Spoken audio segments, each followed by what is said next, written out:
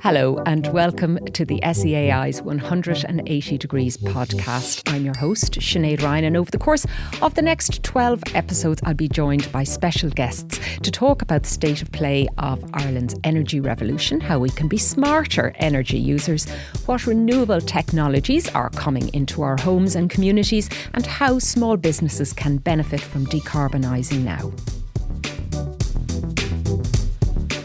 Today, we are going to kick off the season with some smart ways to reduce your energy use at home, saving you money and carbon emissions. I'm delighted to be joined by the SEAI's Brian McIntyre, who has been working in the energy sector for a very long time, and Architect Andre Negri, owner and director at Studio Negri, which transforms houses into A-rated luxury homes.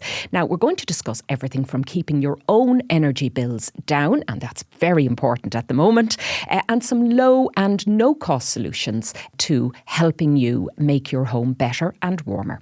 We'll also discuss the bigger investment options that are available and, of course, all the grants that the SEAI provides towards retrofitting your homes. You're very welcome, Brian and Andre. Thank you very much, Sinead. Thank you, Sinead. Now, let's start with a question that'll be, I think, probably relevant to everybody listening, but one which still confuses me the most. What are the hungriest energy users in the home?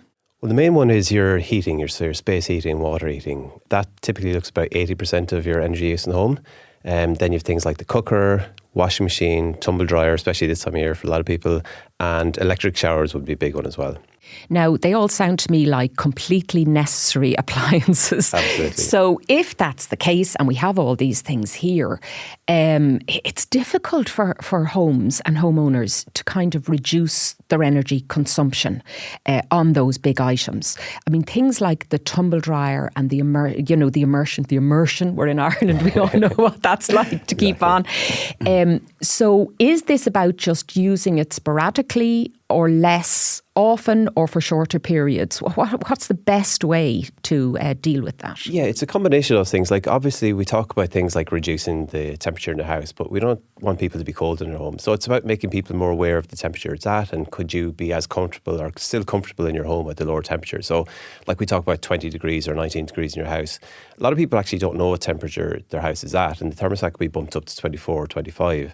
And it's just about, you could test it out, say turn it back to 23, is it comfortable to turn back to 22 and bring it down and see, is there a point at where you're still comfortable but the temperature is lower? And that could, like 1 degree could make a difference about 10% in your energy bill.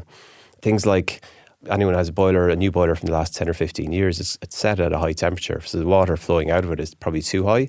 So it actually affects the efficiency of the heating system. So there's supposed to be high efficiency boilers, but they're not actually getting into the efficient mode. So even just the panel at the front has a dial that you can just turn back from 70 or 80 to 60, and that makes it operate much more efficiently. It's about 10% difference in efficiency of that. Mm-hmm. And it's a simple change to make. I'll be honest now, I've never actually looked at my boiler. I get a chap in every year to service it and send him on his way. But actually, I'm terrified of knobs and switches and anything in case the whole thing blows up. So you're saying get friendly with your appliances and understand how they work. Yeah, absolutely. Like, they'll all have manual. Everyone looks online for these things anyway, rather than keeping manuals, and just to see where the temperature is at. And typically the dial goes from 30 to 80. So if it'll often be set up to the top end of the max and just turn it back a little bit to about around 60. So it'll enter into an efficient operation. Okay. So you don't really affect the temperature in the house or the comfort. It's still knocking out the water at 60 degrees to heat your radiators. Yeah.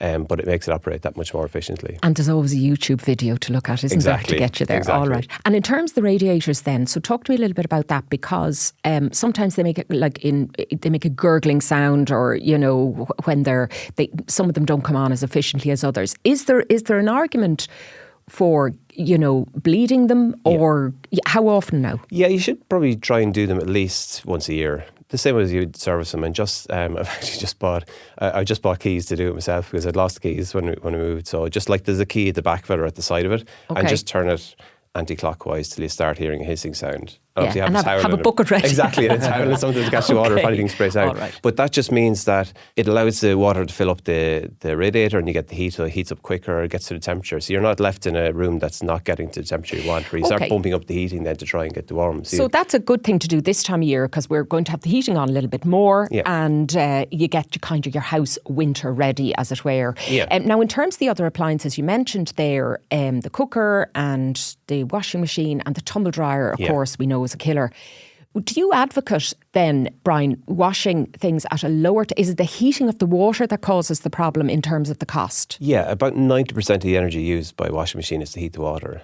So it's, okay. So it's one of those things, like, it always seems counterintuitive when you just put on the eco mode and it says it's going to run for 2.5 hours. You think, well, that's way too long. I normally run for 50 minutes, but it's actually running at a lower temperature. So a lot of the clothes you'd wear don't get dirty as such, like sports gear or whatever might get dirty, might need 30 or 40 degrees. There's no need for the boil wash these days, just good detergent. Yeah, 20, 25, 30 degrees, it'll wash it perfectly adequately, and that just saves a lot of energy in what you use. Okay, good to know. And Andre, let me bring you in here, because you're visiting people's homes all the time, and you're looking at ways to do things smarter.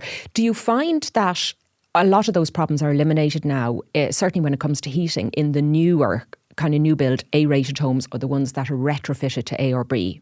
Yes, definitely. Once a house has been retrofitted to an A-rated standard, well, then usually you have a heat pump that's looking after the heating of the house. And I find that a heat pump is best left alone, and its first job is to heat the water. So it's contrary to having a gas boiler where you should only heat the water when necessary. But with a heat pump, it's heated at a low temperature, using less energy, so it's always warm, and the house is always at a constant temperature, and that's what makes people feel comfortable. They can walk around with just a t-shirt on, and you're comfortable, and it's not power hungry. It's not expensive to keep it at that temperature. So is it going to be a generational thing? I mean, in the next 30 years or 50 years, that practically all the homes that are being built now are built to this high standard, so we don't need to worry about any of this stuff? Or is it the case that we constantly need to be on top of our own personal energy consumption? Well, we need to stay on top of it, because all new homes have to be a minimum of an A2.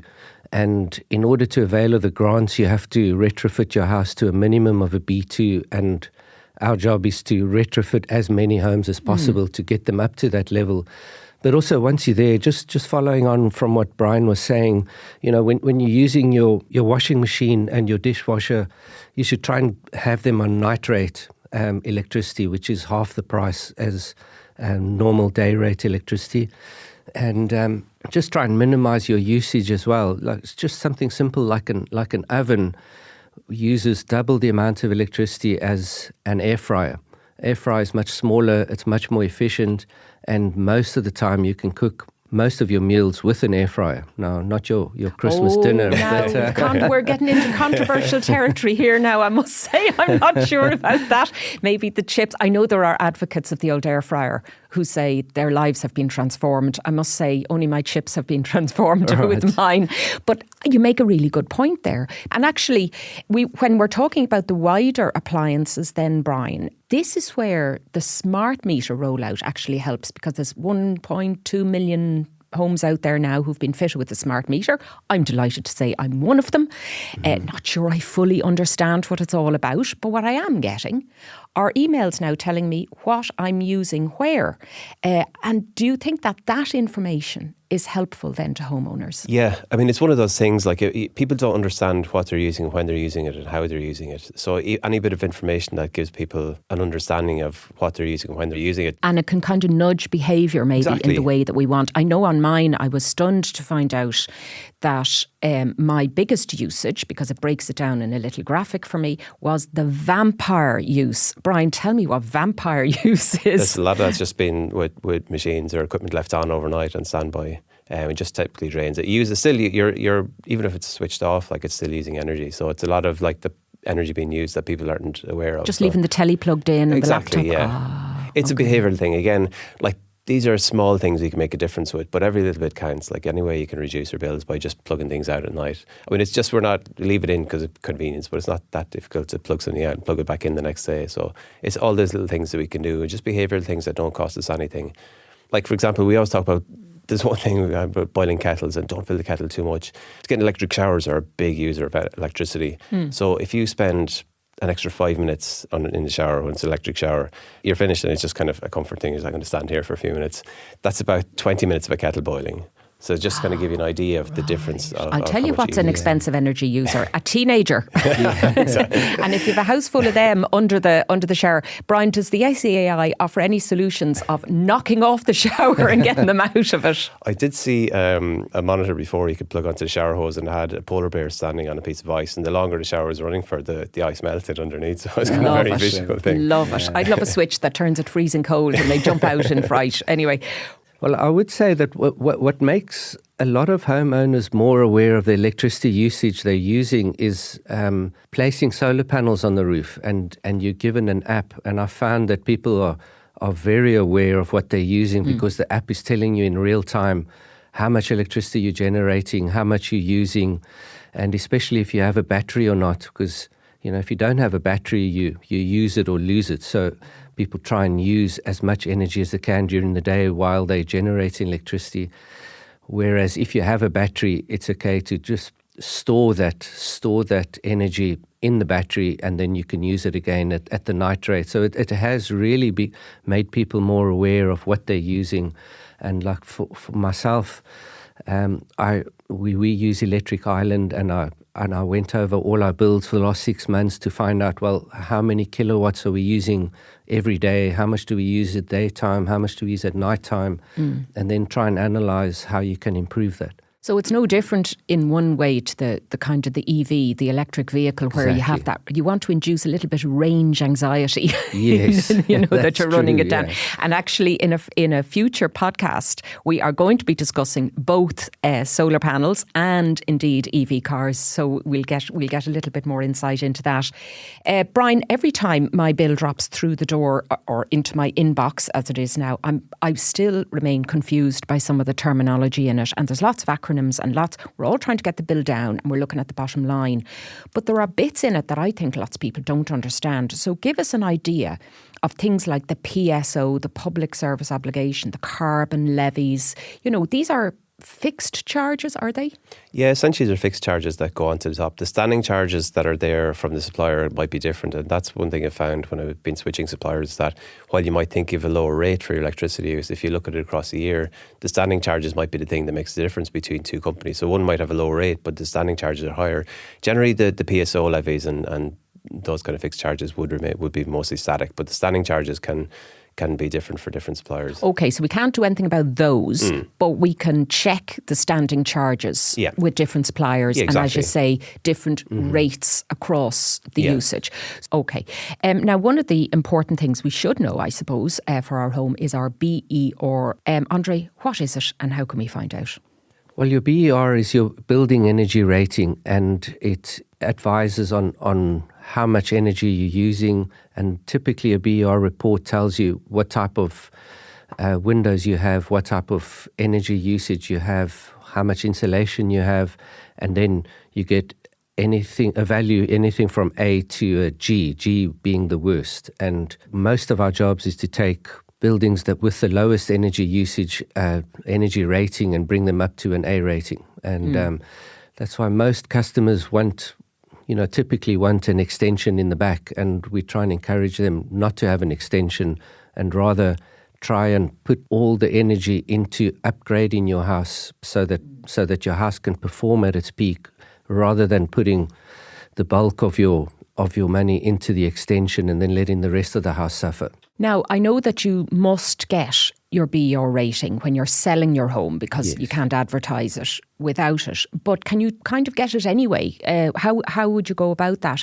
Do you need an engineer into the house? What does it cost? It's easy enough to get. Now, typically, if you're going to do a retrofit, then you need to have more than just a BER, that you need to get an advisory report, and that becomes more expensive because you have to be able to advise that you can get a B2 in order to get your grants for an energy upgrade. But in order to get a normal BER report, it's anything from 200 to 400 euro. Okay. And you just get your report and it tells you all the main items, like I mentioned earlier. So that's helpful because it just inform you Very just helpful. in terms of curiosity, but also that you kind of have a handle on how good or bad. Now, people will feel cold or feel warm, but this gives you a number that matches up with that, and you can decide then what you want to do about it and how you want to improve it. Exactly. It tells you where your weak points are really, and those are the ones that you need to try and upgrade. So your windows, what type of windows do you have? Do you single, double or triple glazing? How are they performing? You know, what type of insulation do you have? Where can you improve the house? Your insulation, what is your boiler like? So I always advise clients, look, you've either got oil or gas or electricity, and I try and encourage them to go for a heat pump. But if they don't have the budget for that, well, then the best next thing to do is to increase your boiler to have the most energy efficient boiler as possible, whether it's gas or oil. And then at least you're future-proofing it for another 10 years, and there's not too much of an expense on something like that. So the BER tells you where all the weak points are in the dwelling, and then that's a good point to start and say, well, these are what I want to improve over time. Yeah, it's a bit like embarking on a diet, isn't it? You can't start until you know what weight you are right now. It's the hard bit, you know, and then you can make decisions about it. So, Brian, it's not just houses that come with the BER rating. Modern appliances come with them as well, isn't that right? Yeah. Is it the same rating system? It's quite similar. It's not exactly the same, but it's A down to G, and there's different standards for different appliances. So if you're shopping, say, for a new washing machine, what should you look out for? Well, the better the rating, the less energy consumed. So A rating ideally, but even within certain appliances, it's down to, they may not necessarily, the ones in the market may not be A rated ones available, as I found out recently. So it's just to look for the best the higher rating the better. Exactly. Okay, so the A plus and go down from there. Yeah. Okay, and then when it comes to some of the retrofitting ideas that Andre was talking about there, once you have your BER rating and you realise, let's say, I have a D2, so you don't have the money to do everything you would like to do. You don't have the cash to kind of get started on a full retrofit. But there are things you can start with to try and creep that BER rating up. What would those be? Where would you start? Is it insulation, things like the attic? The attic would be the best one. I mean, it's you put lose your hat on, isn't that what they say about the house? Exactly, Yeah. because heat rises and you want to keep it within the house. So about 30-35% of your heat could be lost up through the roof. And a lot of houses, I mean, people might look up at the attic and say, oh, there's insulation there, but it might only be, say, 2-3 inches of insulation of, say, yellow fiberglass if the house is probably built in the 90s. And what should it be? You'd be looking ideally at about 12 inches, 10 to 12 inches of that wool insulation. It depends on the material you use, but a typical house would have like wool insulation across the floor of the attic because you want to keep the heat below the ceiling where it's used. If you have a typical attic, it's not used for storing decorations and other junk that you're convinced that you'd use somewhere down the line. If you just insulate it on the rafters up on the slope of the roof, there's a lot of heat going up to heat that space in the attic that is essentially lost. So it's wasted heat that's going up if you insulate up between the rafters. So you want to keep the heat you insulate as close to the living area as possible. Right. Now, for people listening who are looking for a weekend project, is that something you can do yourself or should you be getting somebody in for that? Someone that would be competent could do it, but there's lots of things that to be careful of. Like it's one of the questions we get all the time. I got a quote for insulating my attic, and it's cheaper than the grant to say, but the quote you got for insulating your attic to just insulate it is for someone to roll out another 8 inches of insulation across your attic. But if you're going to do grants, just make sure, it's really important to make sure you've got ventilation across your attic so you don't get the roof sweating. So you need to put ventilation around the outside. You need to insulate your pipework as well. You need to make sure that the cold water tank is insulated and then have a walkway across. So it's a different scope of work. So you just need to be careful that you're doing a thorough job. Yeah. It's just be mindful of making sure that you're not blocking off the ventilation. You could roll and you out. mentioned the grant there, so I know we'll get onto them in a minute now, but just if somebody just wanted to do that project and insulate their attic, is there a grant available for them to do that? There is, because I just got one myself the other week. So yeah, you just... Well, of course, you know you've an advantage now, Brian. You know exactly where to go and the forms to fill in. So tell the regular listeners who may not be sure. Yeah, if you go onto the SEAI website, there's a grant section at the top, and you go to home grants, and then there's individual energy upgrades. So it gives you a list of the different grants available there. And does it depend then on the house type? Is that how the range works? Yeah, exactly. So it's a lower grant, say, for apartments, then a slight increase then for mid-terrace houses, and then again for semi-Ds and end of terrace, about €1,300, and then it's €1,500 for detached, because it's going to cost more to do. It's the kind of rough approximation for the sizes of it.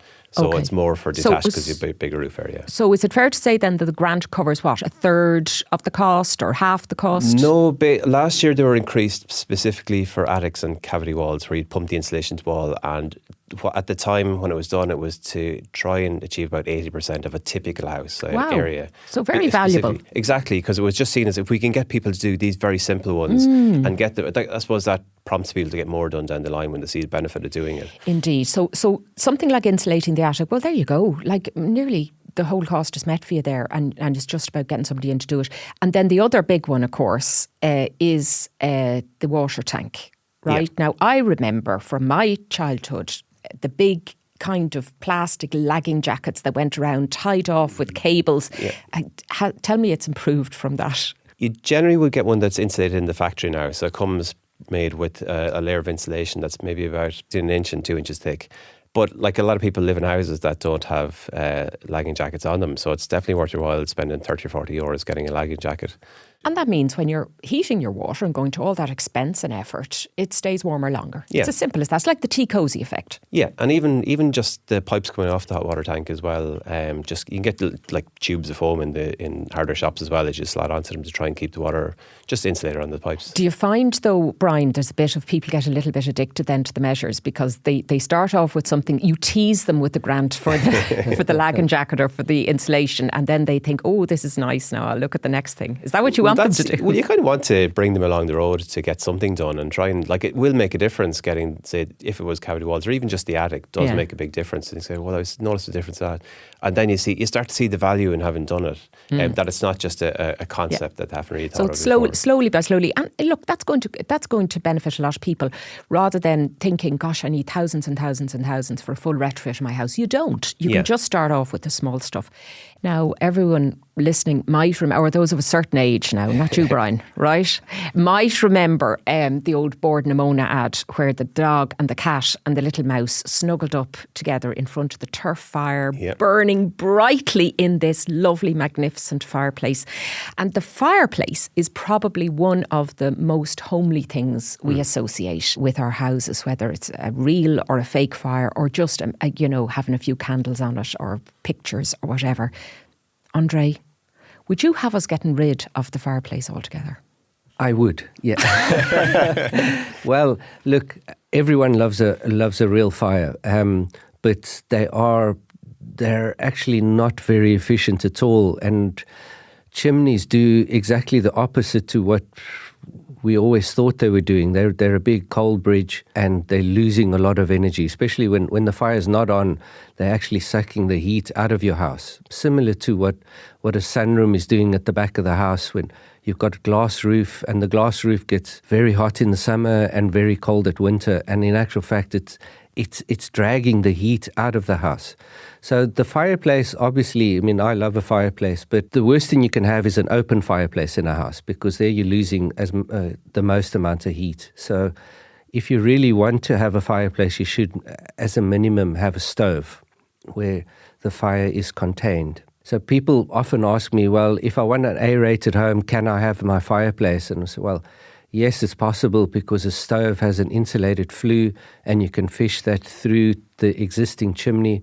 But if the client really wants to keep it, well, we insulate the flue and the chimney as well. Okay. So you might be gaining back some fans now after saying that, because it is more. But I've seen these kind of balloons that you could put up them when the fire isn't in use. Does that kind of thing help us? I'm really trying to keep the fire here, Andre. Help me out. Well, the balloon is possible, and I do have clients that have it. But you also have to remember that you have the balloon there. So if you ever want to. So it's a very quick fix, but ultimately, the whole breast going through the building and the chimney itself is a big heat sink. Okay. So but there are these great, beautiful fake fires that you can build into a wall, aren't there? I mean, they look absolutely gorgeous. They are hot and you can see the flames, but they're in this kind of glass, what would I say, like it's nearly like a picture on the wall. Exactly, and that's creating the effect of a fireplace and conjuring up those images, and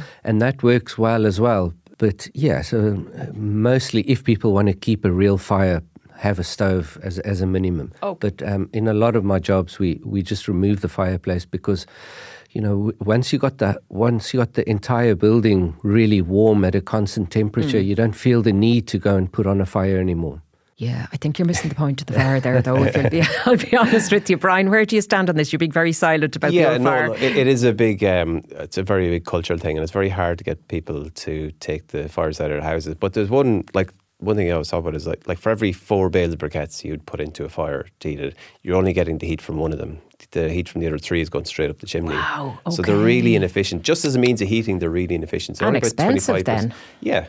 Like the solid fuel's getting more expensive. So I do get it, like, as if you need to have, and look, I do get this, the coziness thing. It's not necessarily about the heat. I've spoken to homeowners and said, and take one particular job, he tried to talk them out of getting the stove. He said, you don't need it. It's a really well insulated house. Your heat pump will heat it perfectly. And he said, just one night to put it on, to watch a film, coziness factor. But then the temperature in the house went up to 28 degrees. So I had to throw open all the windows and the doors out into the back garden. So there was no value. But around Christmas time, people like that. So it's something that people keep for that time of year. It's more that, it's the Irish welcome, isn't it? Really? Exactly. Yeah. There is a real cultural attachment to it, but as a means of heating, they're really bad. Okay, all right. Well, we'll leave that there, and people can decide for themselves what line they want to go on there. But while we're on the subject of heat, there is a far better way and cosier way, I think, and possibly more expensive way of making our homes toasty, and that's underfloor heating. Now, this is a big project for anybody's home to kind of put it in. Andre, tell us what's involved in putting in underfloor heating. Well, I've found that they work extremely well, and I have one in my own home, and I'm delighted with it. So typically most houses have raised timber floors, and the way that works, and the reason for them was in order to allow the timber to breathe. So you got the raised timber floor, which is typically 1 or 2 foot above the ground outside, and they have vents front and back. So they're bringing in these cold drafts underneath the floor and bringing them up through the house. So what we endeavour to do on most of our projects is to remove those raised timber floors, bring the floor back down to the original subfloor level, which was concrete, and then we put a minimum of 150 mil rigid insulation on the floor. And that's when you put your underfloor heating on top of the insulation and put a liquid screed over. Now, the more insulation you can put in, the better. And, 20 years ago, underfloor heating had a bad reputation because they were fitted directly in the concrete slab. So it took hours and hours to heat them up. But once you insulate the floor below first and you've got them in a much thinner screed, well, then they're quick to perform and they can heat up the space much quicker. Okay. And it just keeps it at an even, constant temperature across the entire room. And you can walk around in your socks. And it's great. So are there homes then, and there must be maybe older homes, I'm thinking, that aren't suitable for that? And how do you find out? You're right. And I find most houses that where it's not suitable is if they have an existing concrete floor, thick concrete floor, and the floor to ceiling, which you need to achieve for any room, is a minimum of 2.4 meters. Mm-hmm. So, and we've done them in many cases. So you actually have to go in and break the existing concrete floor, and that becomes very expensive. And it's very time consuming as well. So, but a good engineer, if you're getting them in, will be able to tell you that and find out, and at least you can make that decision as well. Do I need to take up my lovely wooden floors if I'm going to get the underfloor heating put in, or can it be done with wooden floors? It can be done with wooden floors, and I love those old wooden floors, and we have reused them. So you need to take up the wooden floors carefully and make sure that those old type of nails are removed carefully, and then you can put the underfloor heating in with the insulation, and in most cases the floor can be reused. Okay.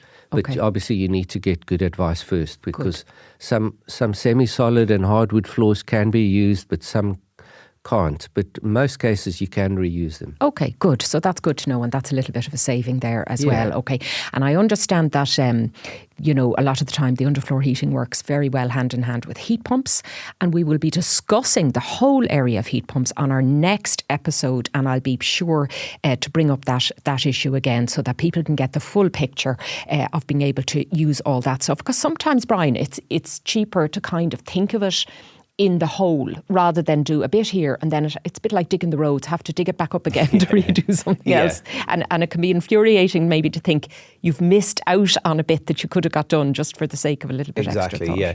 And it's one of the things we do. Our new BR certificate since 2021 includes an advisory report which gives you an idea of, it tells you where you are now, but gives you an idea of where your roof is, your walls are, and how they compare with, say, are they very poor, fair?